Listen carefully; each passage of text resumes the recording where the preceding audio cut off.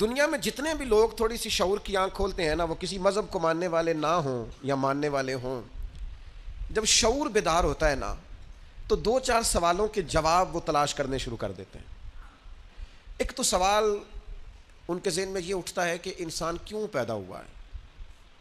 کہاں سے آیا ہے، اگر آیا ہے تو پھر آیا کہاں سے ہے اور کیوں آیا ہے۔ اور پھر یہ بھی سوال پیدا ہوتا ہے کہ سب انسان ایک جیسے اسٹیٹس کے کیوں نہیں، کوئی امیر ہے، کوئی غریب ہے، کوئی پڑھا لکھا ہے، کوئی ان پڑھ ہے، کوئی خوبصورت ہے، کوئی ظاہری طور پر لوگوں کی نظر میں بدصورت ہے، کوئی آقا ہے، کوئی غلام ہے۔ ان سوالوں کے لوگ جواب چاہتے ہیں۔ مقصد حیات کیا ہے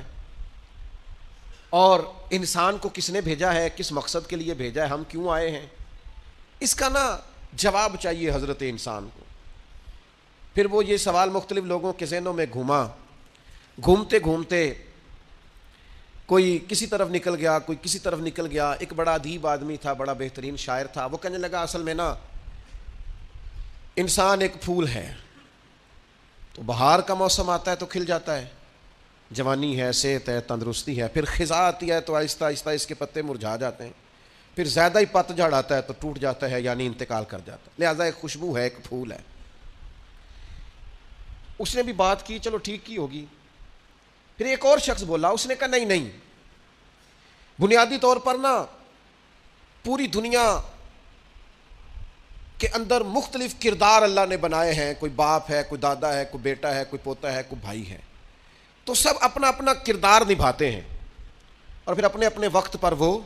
رخصت ہو جاتے ہیں، کیونکہ اب کردار بدلنے کی باری آ گئی۔ اب وہ جو باپ تھا اس نے دادا بننا ہے اور وہ جو پوتا تھا اس نے باپ بننا ہے، لہذا وقت بدلتا ہے تو یہ کردار بھی بدل جاتے ہیں۔ لوگ اپنے اپنے حساب سے کوششیں کرتے رہے، یہاں تک کہ بعض نے یہ بھی کہہ دیا کہ انسان پہلے حیوان تھا۔ یہ ترقی کرتے کرتے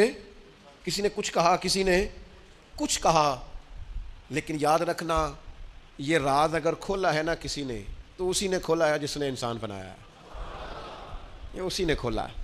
جو فلسفیوں سے کھل نہ سکا اور نکتہ وروں سے حل نہ ہوا، وہ راز ایک کملی والے نے بتلا دیا چند اشاروں میں۔ نبی کریم صلی اللہ تعالیٰ علیہ وسلم نے وحی کے ذریعے فرمایا، وحی کے ذریعے فرمایا۔ ادھر ادھر سے کیوں پوچھتے ہو، مجھ سے پوچھو نا، میں تمہیں اللہ کا قرآن پڑھ کے بتاتا ہوں کہ تمہیں بنایا کس نے، میں تمہیں بتاتا ہوں تمہیں بنانے والا کون ہے۔ وہ کون ہے جس نے تجھے بنایا ہے؟ هو الذی یصورکم فی الارحام، تو ماں کے پیٹ میں تھا، ایک نطفہ تھا، ایک کریم مالک نے چاہا، پھر اس نے ماں کے پیٹ میں تیری صورت بنائی، یہ تیرے نقش و نگار بنائے، اس نے تیرے چہرے کو تخلیق کیا، پھر تیرے چہرے پر اس نے آنکھیں رکھیں، پھر ناک رکھا، پھر ہونٹ رکھے، پھر تجھے بنا کے نا تو خود ہی فرماتا ہے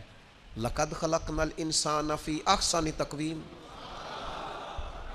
خود بنا کے نا خود فرماتا ہے کہ تحقیق میں نے انسان کو بڑی ہی خوبصورت ساخت پر پیدا فرمایا۔